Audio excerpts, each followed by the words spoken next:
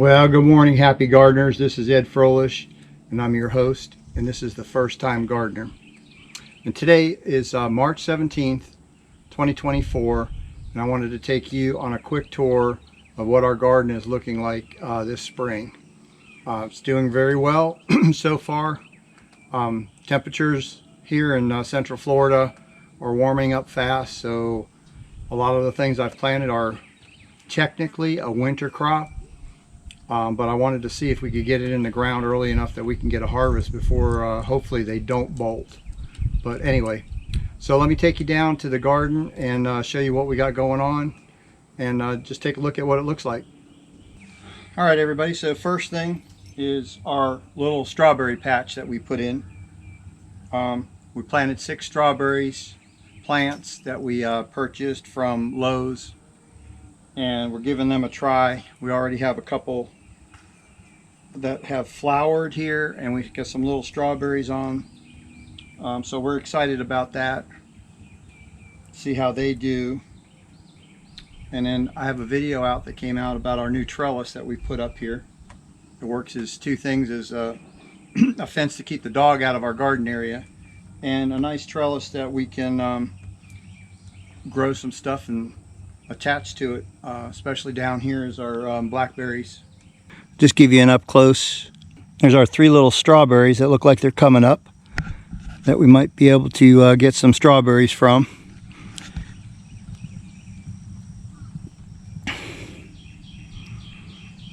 So we're eventually going to put more plants in here. I just wanted to start with 6 of them. The reason being, I want to see how they grow in this area in case I have to move them to another spot. I know strawberries are good for several years. They will go dormant and they will come back. So I want to see if this is a good spot for them. So we're just kind of testing this out, see how they do. So let's move on down a little bit farther to our next berry, which is our thornless blackberries that I planted. All right, guys, so these are thornless blackberries. This is the Navajo series of blackberries. We bought these at Lowe's. They were sitting in the buckets that we bought them in for a couple weeks, and we just got this planted last week right after we got our trellis installed. So we're going to be training these to go on to the trellis, and I have 2 of them right now. But I've been watching some videos on how to propagate the blackberries, and we're going to give that a shot later on as soon as these start taking off and getting their shoots out, because I want to probably try to put 2 more plants in here, and then we're going to grow them up on this trellis, and we're going to grow them horizontal along here, and possibly even go onto the fence that's over, and then put them on the panel as well that's over the strawberries too, and it'll be easy pickings. So this will help a lot on your back, so you don't have to bend over as much to pick. So if I can put them on here, you can actually stand up and go through them and pick, and we can put them on both sides. The other thing I like about this too is once the blackberries do come on, that these posts that you see here, I can actually put a have a mesh that you can put over, that I could drape down so the birds and stuff don't come and get the berries. So that was another idea why I wanted it along this fence here, so I can use these to drop a cloth behind there and then bring it over this way to hide the berries from the birds, so that hopefully we get more of the berries than the birds do.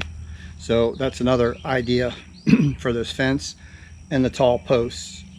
So we're working on that. We'll just have to see how fast these grow. This is the first time I'm ever growing berries in general, so this is all a learning curve for me for the berries. All right, let's move down the fence a little bit here, and I'm going to show you another spot. All right, guys, so here is our 5-gallon bucket grow table. This is here temporarily. I rearranged since we put this fence up, I've rearranged the garden a little bit, and this was out in the middle of the yard, and I've put it over here, one to just to promote the dog from not walking through the fence. But eventually this section here is going to be for my raspberries that I'm going to grow so that I can put onto this trellis. So then we'll have the strawberries, blackberries, raspberries, and then I have another spot picked out for blueberry bushes down the road. So anyway, so this is here just temporarily. So what we have growing here is, this is something I'm growing for the first time, is lima beans. They're doing really well. I have 3 plants planted in here. There again, this is the first time I'm growing lima beans, so I'm going to see how everything works out. Our second bucket down here is a sweet potato vine that I have growing in. So we're going to grow sweet potatoes in the bucket. And then the next 3 buckets that we have here is our yellow crooked neck squash. I'm growing them in buckets this year. So I'm growing these in buckets this year. The past 2 years that I've tried to grow squash in the earth bed, I have had nothing but bad luck between the bugs and the white powder mildew. So I'm thinking to get these off of the ground a little bit, might be better to control the bug situation. And then I think as these cascade over the buckets and they don't drop onto the ground, that will help not promote the white powdery mildew that goes on the leaves that are typical for your squash plants. So anyway, we're trying them in the buckets this year. And then this right here is our carrots. I'm growing, they're doing really well. Now these are the rainbow carrots. So they come in several different colors. It was a mixed pack seed that I grew, and they seem to be doing really well. I pulled one out the other day and they're just they're not even a pencil thickness yet, so they're well on their way, but they still need some time. And then this plant back here, we've had it growing since December, and this is our snap peas. You can see the snap peas, they're doing really well. Now it's getting warm, so this plant's kind of has seen its better days, but I have a bunch more planted in another section of the garden that we'll show you when we get there. But these are good. I love eating these things when I'm working in the garden. I pick several of them at a time and eat them as a snack in the garden. They're really tasty. I grew this one as a test plant to see how well they grew and then how I like the taste of them. And so far I love both. So I planted the rest of the pack of the seeds that I had in the garden. We're going to show you that once we get down there. But they're very tasty. And this one plant, since December, I've probably got 3 small sandwich baggies full of these here. So they're a good producer too. They produce pretty well. All right, let's move on. All right, guys, so this is something new to the garden area here where I'm gardening. It's not, it's not new to me to compost, but it's the compost is new here in the garden section because I had it way down at the other end of my property. Just kind of to keep it out of the way because I didn't know it was my first time doing compost. I wanted to make sure it didn't smell and all that stuff real close to the house. But I've learned a lot about it over the last 2 years of composting. So I figured it'd be a lot easier to bring it over here in the garden complex area. It makes it more available and easier when I'm using it, and two, when I pull out my plants and stuff from the garden. And I have the foliage and stuff, it's easier just to go ahead and put it into the compost right here than having to haul it all the way down there. So I'm really excited about having this here, and so far it's doing really well. I have a thermometer in there. It's just over 100 degrees right now, so we call this a hot compost. So it's about 102 degrees right now with the thermometer. Next, I'm going to bring you over into the earth bed which I have going on and show you what we got going on there. All right, guys, so right here in this little section I have the first time ever growing black-eyed peas, and they seem to be doing really well. and I planted them somewhat in a little square here. So they're a bush bean. They're supposed to grow to about 24 inches tall. So I kind of put them in a square. So when they do get tall, what I'm going to do is I'm going to post some sticks, and I'm going to put just some twine around the sticks to kind of hold them and group them together. That way I can pick them as a bush bean. So we like black-eyed peas. So this is the first trial run to grow peas. So we're going to see how well they do. And if they do good, this will be a good thing to grow in our garden, because we do like them. And over here is still our kale is going good.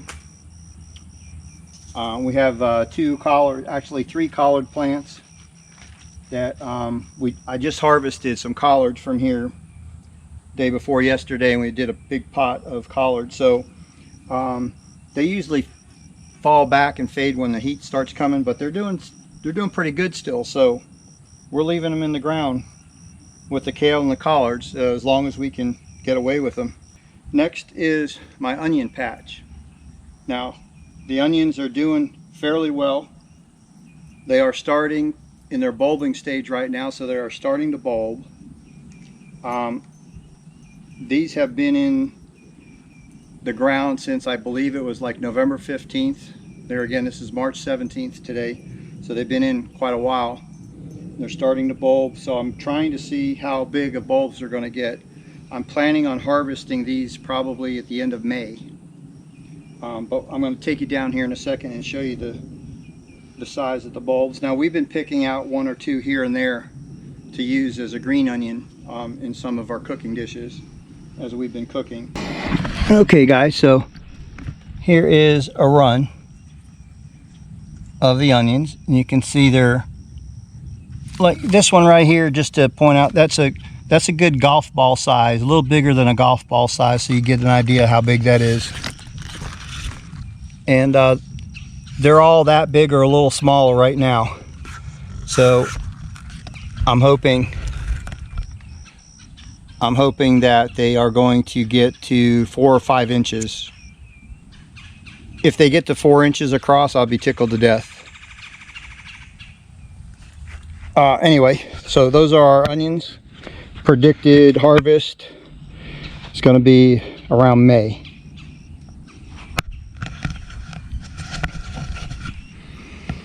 All right, let's move on into this little section here, and I'll show you what we got going on there. That has started to bolt, and the other ones are dying, but that is cilantro right there. We've been picking it. I've got it growing in several places, but that is in a little container. What you're seeing now is in the middle right here are red beets. There again, these are the first time I'm growing beets. So these first few are taking off pretty good. The last two over there, they're kind of struggling. Not sure why. And then here's our pepper plants. These here are our yellow bell pepper plants. And then we have the orange bell pepper plants there on the other side. So they're starting to gain some momentum. I've got a couple that had curling leaves. I hit them with a little bit of bone meal and nitrogen, and they seem like they're opening back up again. They're not curling as bad as they were. And then, as you can see on this is our new trellis we have cucumbers that are coming up, and we're going to train them to come up on this trellis. And this is the first time I'm growing cucumbers on a trellis. Normally I just let them lay on the ground. My hopes is that once these get up onto the trellis, I want to have just the bare stalk or stem coming up, and I'm going to take all the leaves off to about 8 inches off the ground. And I'm hoping that, so when we water the plants, the soil doesn't splash up on, there's no leaves there for the soil to splash up on, to where it can get that possibility of the powdery mildew. So I want to keep it off the ground. That's one of the reasons I'm doing it on a trellis this year, see how well it does. I already have, looks like I've got two blooms coming up where it looks like it's going to throw some start of a cucumber. We got one there, it's coming, and I got one right there, and you can see they're about 4 inches, 5 inches from being on the coming up to the trellis. And these, I'm not sure if they have tendrils or not. I don't see any tendrils on these yet. These are your everyday, like, grocery store cucumbers. They're just long slicers. The ones I have on the other one over there are pickling ones, which seem like they're throwing out tenders. Okay. Oh, yeah, here, I do see one right here. So they are going to eventually come out with them. All right, let's move on to the next section. Just below me right here, I have garlic. Here is a garlic. It's been growing way before, probably planted this back in November. These other ones that you see here I've planted, I want to say probably January. So they're a little bit way behind those. And then my other pepper plants that I have here around the garlic are the jalapeno peppers, which those are growing for the first time in our garden too. This center that you see right here in the rings, these are yellow wax beans. I have green beans in the next one, but I wanted to grow some wax beans. I think you know, presentation, when you have the green and the yellow together cooked up as a side dish, it just brings a nice presentation and it looks appetizing. So this is the first time I'm growing yellow wax beans. See how they do. And then these are our orange bell peppers that we have here. They're doing pretty well. And then over here along our fences, on this side of the fence, I planted, these are pickling cucumbers. And on the other side of the fence, I planted a few more of the everyday just slicing cucumbers. I want to see how they produce, how many comes off of plant. I've noticed if you only have 1 or 2 plants, sometimes you don't have enough. If you have too many plants, then you have an overabundance of them. So trying to catch the happy medium of how many plants to put in for what we can eat and share with our family. So another note too with the cucumbers and squash as well, once these cucumbers get up height and they're starting to produce, I always replant another section of seeds with cucumbers, because they seem to be that they produce really well in the beginning and then they kind of die out afterwards. And another thing that helps them keep growing is don't let the cucumbers get on there and stay on there so long. You want to kind of pick them when they get to 8 or 9 inches. You want to pick them, because the plant itself is reproducing, and if they get these cucumbers and they're left on the plant too long, the plants are gonna just feel that they've done all that they can do, and they're gonna quit producing.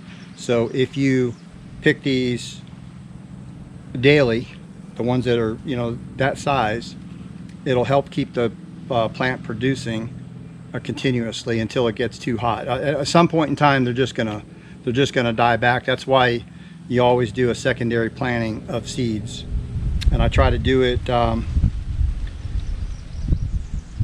maybe 3 to 4 weeks after they get to this point. So in about 2 weeks to 3 weeks, I'll plant some more seeds along there and get a second row growing. So when these fizzle out, I'll have a backup going. And then by the end of summer, they're pretty well done anyway. All right, let's move back over here. This is my buckwheat. Oh, I see a little stink bug. Hang on, I gotta get that guy.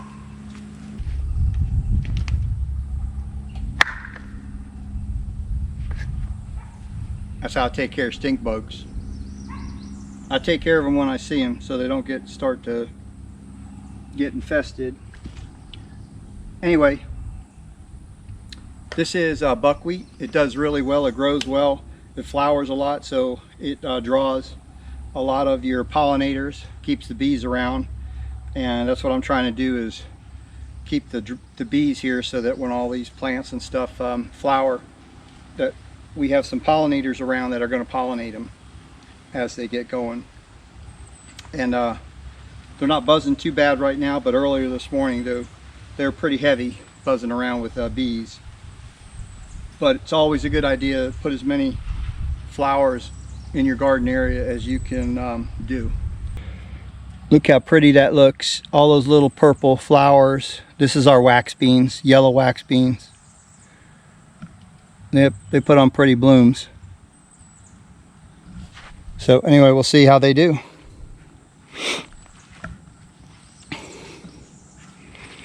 All right, coming into our next bed. All right guys, so all these rings right here are our green beans. They are doing pretty well. This plant down here already has, I have a bunch of green beans on there already, and that plant's only been in there 3 weeks. Yeah, so anyway, these are our green beans. The other ones that you see all over here are our sugar snap peas. I showed you the one that was in the bucket that was kind of dying, so we've got all those going on. So we're going to get a lot of sugar snap peas on there, and I've got them just climbing up these bamboo sticks that holds them up, and they have the tentacles on there that kind of wrap around and hold them. These are some more flowers. These are zinnias that I have. They're easy to grow. I try to keep them as much as possible around the garden area. But here I wanted to show you these green beans. You can see the green beans over there, and they're, like I said, these are only been in the ground here like 3 weeks from the seedlings that I put in. They're already producing. Now let me take you around, show you.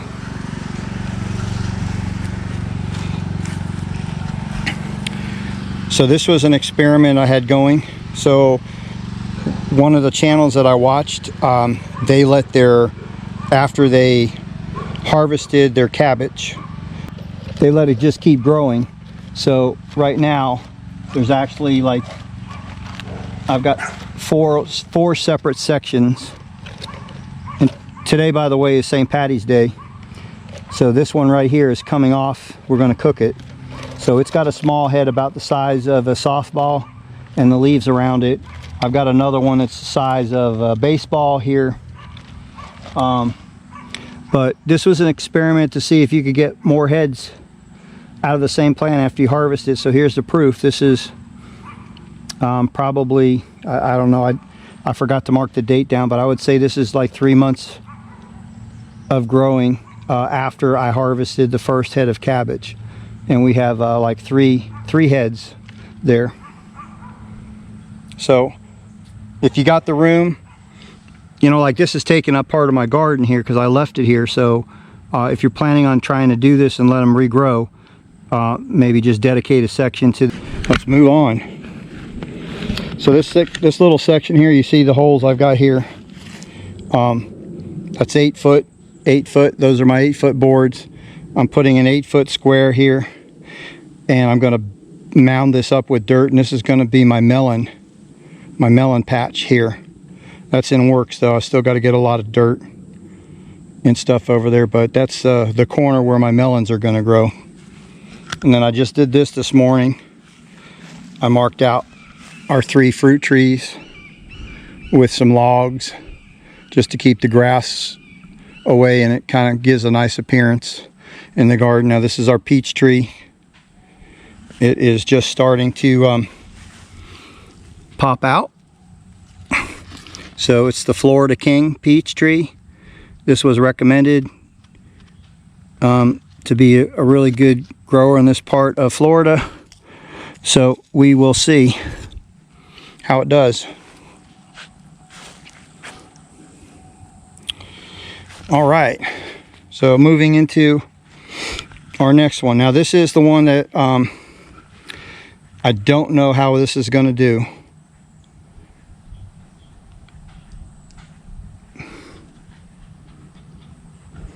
This section right here is cabbage.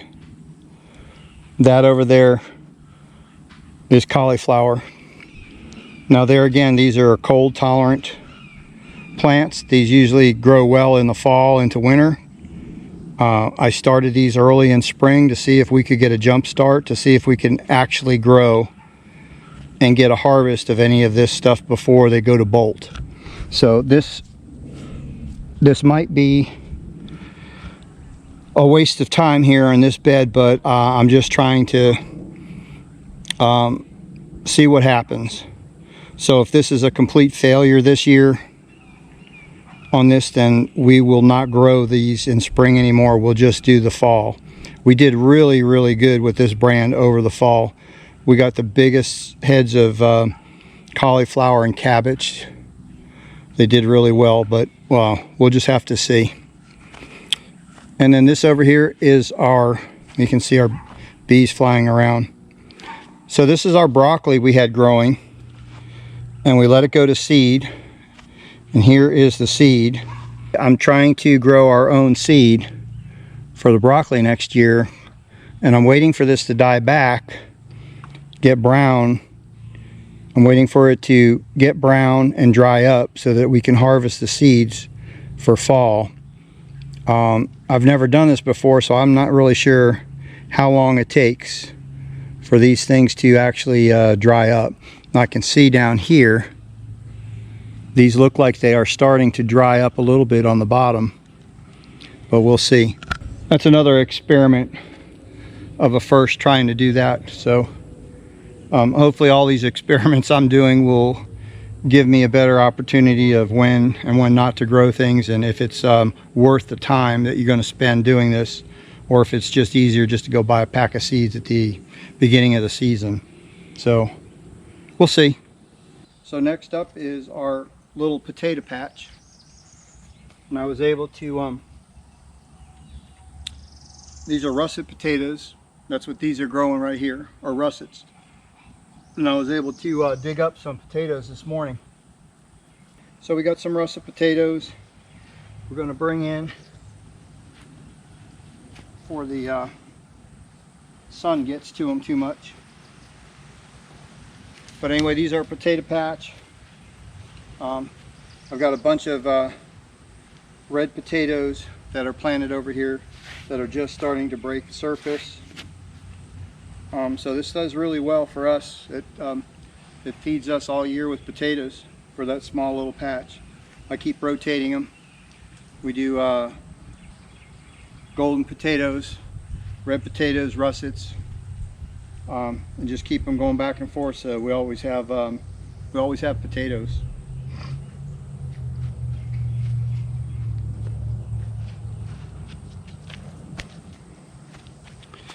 All right.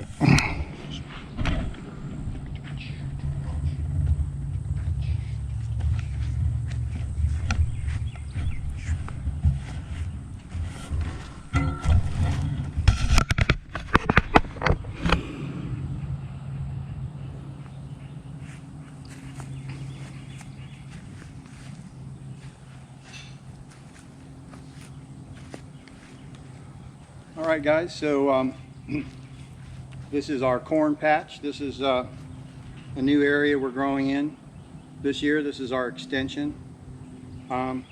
We did a little bit of maintenance work the other day on them. I have a video out where it shows you what we did to fertilize them and hill them and why we did that. And I can link that video in the bottom of this one if you want to see that. But it's definitely looking good. They're probably almost, the biggest ones back here are probably almost 2.5 foot tall. Since we fertilized and hilled them, the ones up in the front, they're all starting to turn green because they were looking really yellow. So they are doing good. We've got a sunflower right here growing. It's going to get really tall. Should have a nice big bloom on there. But that's our corn. This is a sweet bicolor corn that we're growing, and we're getting ready to do another section of corn that we're going to plant over here. So you want to do, again, succession planting, so that once these once these start ready to be harvested and you're eating them and harvesting them, you get another one that's coming up behind it, so you have a continuous supply of corn for the summer. And then allows you to put a lot into the freezer as well. So let me slide over here to this last section of the garden. All right guys, so this is our last section of what we got going in the garden. These are the Bolero carrots that we've had growing from, I want to say, late December, early January we put these in. And it was, we sowed these into the ground. As you remember, in this section, we put them up and they were transplanted from a seed tray that we had, and they were all kind of funky and the roots were real crazy. So these here have been growing for several months. So they are, anytime we want them, we just come and pick several of them up for dinner. But pretty soon, probably by the next 2 weeks, we're going to pull all this out, and this is going to be replanted with our second batch of sweet corn. So we getting ready to do that. But these are the Bolero type of carrots, and they did really well when I sowed them in the ground. We've been getting really nice straight 6 and 8 inch carrots. So that's definitely what I'm going to be doing. I'm not going to be transplanting carrots anymore. So anyway, I hope you like this little tour of our March garden. See what's going on in the garden, how it's growing, and what we got to look forward to for harvesting for something good to eat. So if you like this video, please give it a thumbs up. Subscribe to the channel if you haven't already subscribed. This would be a great time to do it. We've got a lot of content coming out in the next few months, and along with going along with our garden, so you can see how things are progressing until we take it out of the ground to cook dinner with it. So until we see you next time on the next video, take care, God bless, be safe. If you have any comments at all about anything in the garden you saw, put them in the comments below. We'd love to hear from you. And until we see you next time, take care. Thank you. We'll see you on that next video.